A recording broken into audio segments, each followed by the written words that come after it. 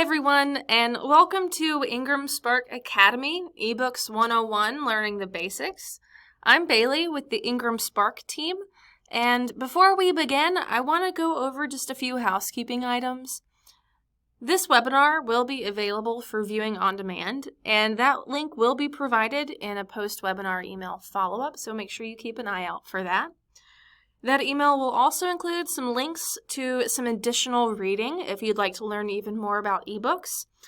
And if you're having any technical difficulties, make sure that you click on the Help widget and you can find system requirements and FAQs. So for today's ebook 101, we are going to talk about just the general basics of ebooks. We'll talk about what an ebook is and its formats, creating an ebook, how you can do that, the sales models that you'll access, and then the audience. We'll have some information on who you're going to be able to actually get to with this format added to your publishing strategy. But now the why. So the why behind engaging with a new format, if you haven't already.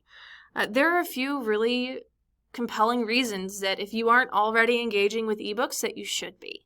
The first is publishing flexibility. Ebooks as a digital format allow you to reach readers faster and give them that instant gratification. It also broadens and diversifies your catalog. It gives you that flexibility to sell in a format that is the most engaged with by your reader, by your consumer at the time that they're engaged with you. So that flexibility is critical. It also comes with that quick distribution where you don't have to worry about ship time. You don't have to worry about packing time. It really allows you to always have the book available immediately to your audience the moment that they're excited to read your story. And since ebooks are completely digital, you don't have to worry about other supply chain issues like raising raw materials costs, raising shipping costs, shipping delays. You get to keep your cost fixed. So once you've converted that ebook, you sell it and you don't have to worry about the production time the production costs, every time that you make a sell. So you have those lower costs. And then in particular with IngramSpark, you're able to capture 85% of your net sale. And so for an example, your net sale is your list price minus the discount that the retailer takes off of that list price. So list price minus the retailer discount equals your net sale. So you get to retain 85% of that net sale. It's a really, really great way to start adding some more revenue to your model. And so those are the big reasons why we've got this format. Why take the time to engage with it? What is an ebook? So some of you might even be saying, this is great, but what is an ebook? I've only ever done print. An ebook is the digital version of your printed book. And you only need a few things in order to have that added to your catalog. You need a file for your cover. And one way that this is actually even more simplified from your print process is that unlike a print book where you need a back cover, a spine design, a front cover, you actually only need the front cover image for an EPUB. So that makes things a little bit easier on you. You also then need an EPUB file for your interior. And there are a couple of different types of ebook interiors. This is where it can get a little bit more complicated. So where we made it really simple for the covers, the interiors can be a little bit more nuanced. So with an EPUB, with an ebook, there are two different types of formats for your EPUB file. The first is a fixed layout. This is an example where the pages do not resize based on the device or the reader device or the screen size, or if you zoom in or zoom out. This is a real ideal format for image-heavy books, so children's books, illustrated books, anything where it is centrally designed around an image that needs to be consumed as a whole image at a time. The other format, which is more popular, is the reflowable format. This is where the file itself is adaptable to font, page, and screen sizes based on the device that you're using. This is really good for text-heavy books, where if the end user, the user experience is they need to increase the font size of the book, it puts fewer words on the device's screen and increases the page count, or if they make the text smaller, it puts more words on the screen with the smaller font and makes the page count fewer. So I apologize if I just said if you have to make the font larger, it puts more words on the screen, on the page, increases the page count, it responds, it reflows the experience with the font size, screen size, etc. The smaller the font in a reflowable, the fewer pages because they're fitting more words on that page. Whenever you have an ebook conversion in process, you don't necessarily get to pick between the two, especially if you're working with a conversion services provider. They will tell you what the best solution is for you based on the design of your book. But these are the two ways that you might engage with an EPUB file.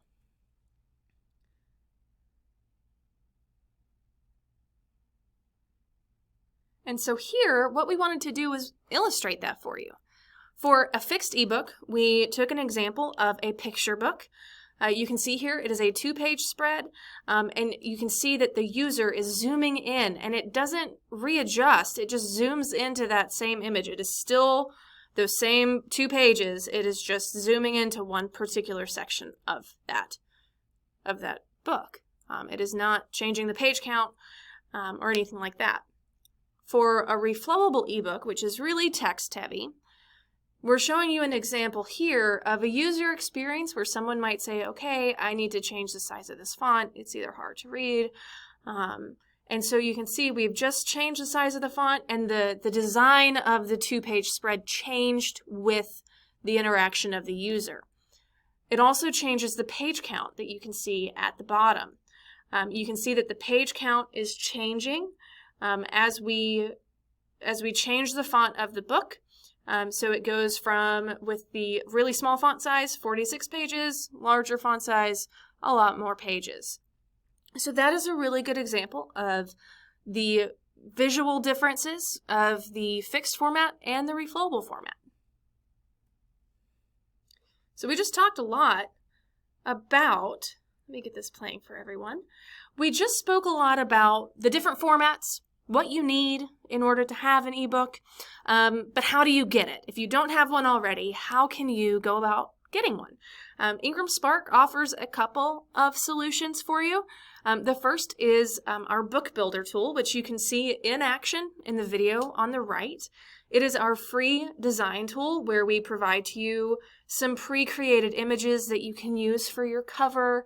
You can customize the design, you can customize the text, or you can even use your own custom images if you wanted to. But it really allows you to use a free tool to design the interior of your file, pick the chapter templates, the font you want, how you want your chapter headings to look, and customize it from end to end. And this allows you to do print and ebooks. So this is a really cool free tool available to you for use. So if you have a really simple text-only ebook that you want to make, this is a great tool for that. We also offer a paid conversion service, which it allows us to convert a print book to an ebook for you. So any print book that we already have in our system, you are able to convert to an ebook with a rate of 60 cents per page. This is ideal really for those more complicated conversions that you might have where you want to link things, add footnotes, etc. But with either of these services, you're able to ensure that you end up with a file that IngramSpark is able to ingest and distribute to the retail networks.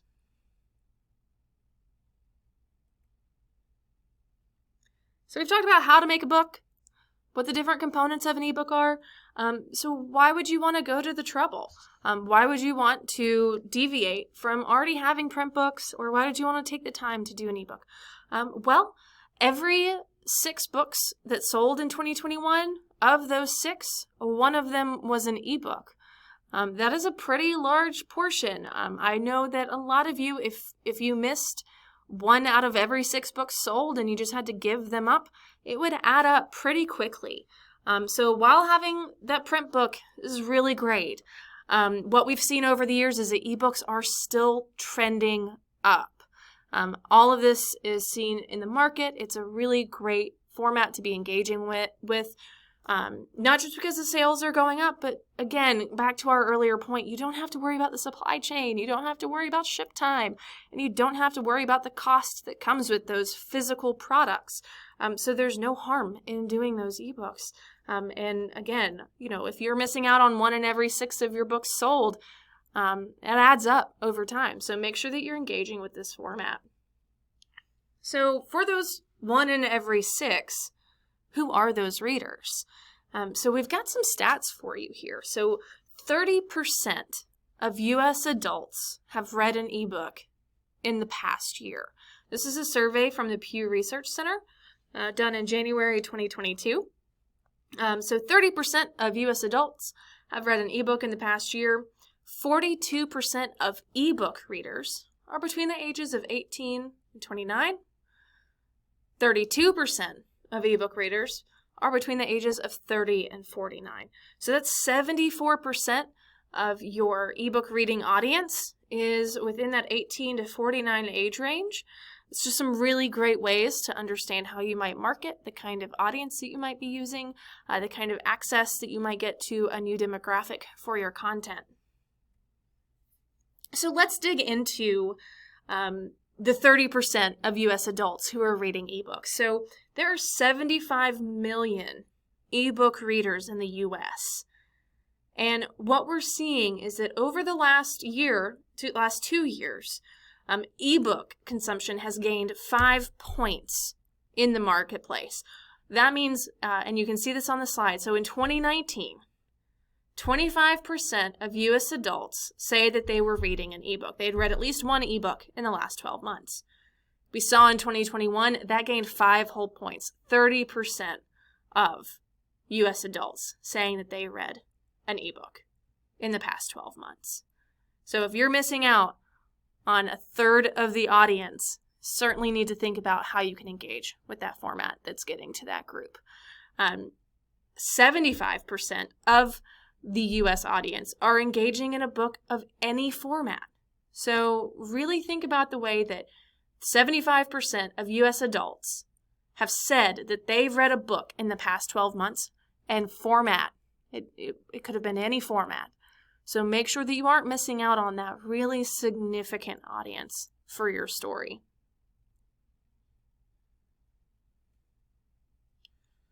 We mentioned a little bit the age group. We wanted to just call out, what statistics we have on ebook readers by age. So 42%, like we said, are 18 to 29, 30 to 49 age range represents 32%, with the older the reader making up less of the market.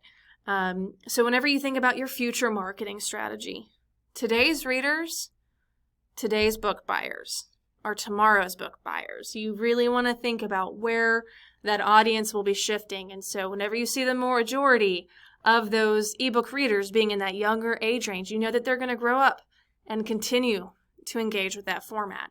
So if they're already strongly engaging with that format, they're only going to continue to do so as they continue to age. So we talked about who is engaging with ebooks. We've talked about where or why ebooks are important. But one of the questions we received from a lot of you in the registration is like, what kind of ebooks are selling? What content is selling? And so some of the categories that are selling the most are fantasy, horror, mystery, romance, sci-fi, suspense, and thriller. You'll notice that we didn't put this on the slide here, but what you might pick up with these top-selling genres is that they are typically text-heavy. So when you think about the broad audience of ebook consumers, they have a device really catered towards ebook use. And so whenever you've got that kind of device, you really are probably more engaging with text-heavy books that are in a reflowable format. So it's just important to know that if you have a book in one of these categories, please make sure that you are thinking about, at the very least, thinking about having an ebook, because they are, these categories are the highest performers with this format. So if you're in the fantasy, horror, mystery, romance, sci-fi, suspense, or thriller content world, make sure that ebook is part of your strategy. Now, something else we saw in the questions that were asked leading up to this is around children's books. This doesn't mean that children's books don't sell as ebooks. We certainly see children's books as ebooks every day. It's just that these are the contents that perform the best. They sell the most. So certainly these are the top categories, but we did see some questions about children's books. Children's books are put in a digital format every day, so don't feel like just because you don't see children's books here or cookbooks here that they don't exist. They do. But these are just the top performing categories in these formats. So we've thrown a good bit of numbers at you. We've thrown a few categories. What we're going to talk about now is once you've made the wonderful decision to put an ebook with IngramSpark, where it actually gets you access to the kind of retail models, the channels that you get to engage with once you've done so. There are two of the more popular kind of models that we're going to talk about today that IngramSpark helps sells your ebooks into. That's the retail sales model and the library sales model. Within those models, there are different types of agreements. There are different types of user bases. And so we'll call out a few that are the most popular. In the retail sales model, we are all probably the most familiar with the one book, one sale. It is where you have your ebook for sale. A single user says, I want to buy that book. They make that purchase, and then they are delivered one ebook. That is a one book, one sale model within retail channels. Another one that a lot of users are engaging with right now are subscription models. This is a user experience where I, as a reader, would subscribe to a provider. So we'll use Scribd as an example. An ebook reader might subscribe to Scribd, where they pay a flat monthly rate for unlimited access to any piece of content within their platform. This is also a model that IngramSpark users get to be sold into. So this is a different compensation model than one book, one sale. And that kind of information will be shared with a follow-up email. But what we do want to just call out is that you don't just get access to one book, one sale. You get access to subscription channels too. You also get access to library sales models. So for those of you who are trying to sell into the library market, you can do so with ebooks as well. And library sales models follow a few different places or a few different kind of structures where the librarians can pay for a single user license, where one person can be reading it at a time, a 3-user license, where 3 people can be reading it at a time, or a pay-per-use model where they pay every single time they lend the book out to their community. So this is just a couple of different high-level models that IngramSpark helps you sell into. And this next slide, it is by no means an exhaustive list of all of the places that we get you to, but it's some of the bigger names. And I want to really point out here that putting your ebook with IngramSpark not only gets you to really great US channels like Nook and Scribd, but it also gets you access to a global network of retailers. So not only are you going to be engaging with the most popular ebook retailers in the US market, you're going to gain access to an entirely global set of readers. For example, Storytel out of Sweden, Libreca out of Germany, and then Gardner's out of the UK. This is a really great example of how making sure that your ebook strategy isn't just getting into retailers. with one book, one sale. It isn't just getting into a retail model with subscription. It is also about getting your audience across the world access to your book. And so someone in Germany who might want to purchase your book but doesn't want to wait a few days or worry about customs or shipping delays. Someone on a global scale can engage with your book the moment that they hit that buy button. So it's really critical that as you think about your continued strategy for selling more books, ebook be a part of that, but not only ebook, but a global audience. And so that's another great way to really think about what IngramSpark can deliver to you.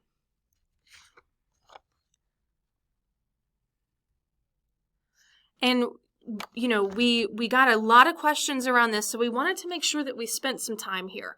So a lot of authors, self-publishing authors, publishers, really have this question around, can I work with IngramSpark and KDP? Can I work with Apple and Spark?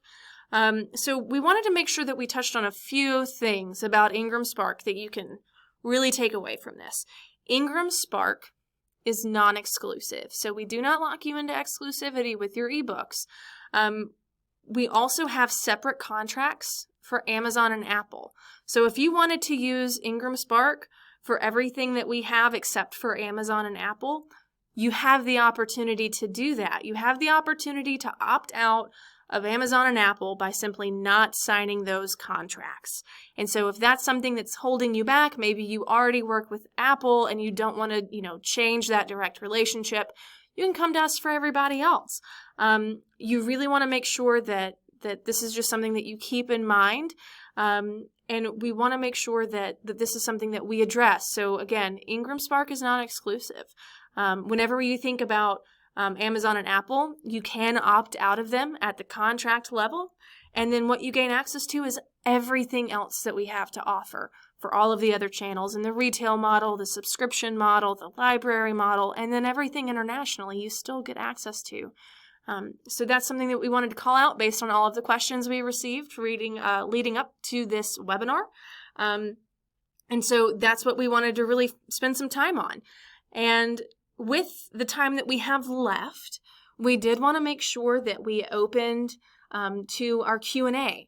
We received so many wonderful questions in the registration. So as all of you registered, you had the option to ask a question and have your question potentially included in the Q&A. And there were so many. We won't be able to answer them all, but we did grab a number of them that were really kind of similar to a lot of others or felt really good to address in this particular forum. And so we'll spend some time now going through these questions. And yeah, so our first question is from Patrick. Patrick says, I have 1,500 bookmarks in each book, 400 pages plus with hyperlinked index. Will ebook conversion processes wipe out all of these? So this is a really great example of where a custom ebook conversion service, where you work directly with a vendor, is going to be most beneficial. So whenever you have, hundreds of bookmarks, you have a ton of clickable links that you want to go any particular place.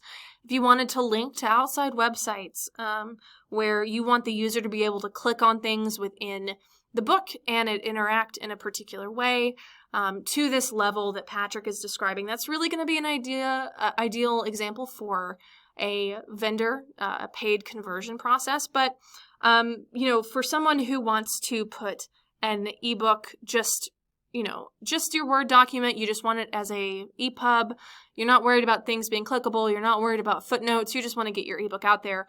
Something like our book builder tool is a great solution as well. But Patrick, I hope that answered your question. Whether or not those things stick is up to the vendor that you pick. So yeah, it can be as complicated or as simple as you want it to be. Just make sure that you're working with the right vendor for that. If you want it to be nice and simple, you can use the free book builder tool for any like text heavy EPUB conversions. The next one is from Michael. Do you have to have a table of contents with live links to other parts of the book? Michael, that is an amazing question. You don't have to. No. It really comes down to the customer experience, the reader experience you want. I actually myself am reading an ebook right now. The table of contents is not linkable. The chapter headers don't link to the table of contents. So it doesn't have to be there, no. But great question. Okay, here's one from Susan. Susan asks, do you need to publish a hard copy book before publishing your book as an ebook? Great question, Susan. No. So you don't have to publish in any particular order. Actually, IngramSpark is set up to let you set up print and ebook at the same time if you want to. So no, you can publish in whatever order you are comfortable with doing, especially when we think about how a reader might want to engage with different types of formats. It might even be beneficial to publish them all at once. It really just depends on your audience, on your marketing, but in a technical sense, no, you do not have to do a hard copy first.